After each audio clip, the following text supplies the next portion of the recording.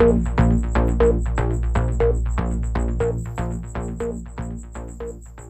کابل کارتسخي برید کې مدعیشان وژلي او نیولي په سلامونه مهرکلی کوم که غواړئ چې بشپړ معلومات ترلاسه کړئ نو تر پایه راسره اوسئ.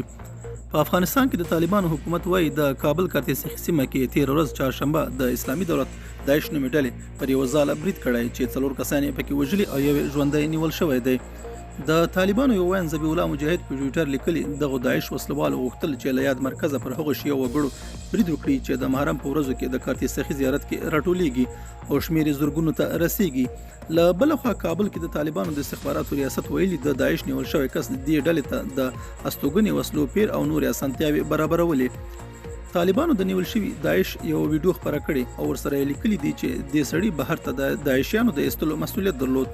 په ویډیو کې نیول شوی کس په دری غږیږي خپل ځان معرفي کوي او وایي له 2 کلونو راهیسې د یو بل کس په مټ له داعش ډلې سره یو ځای شوی او تر ډیره یې فعالیت نیمروز ولایت کې د هغو مسافرو د چارو سمبالښت چې ایران ته یې استول.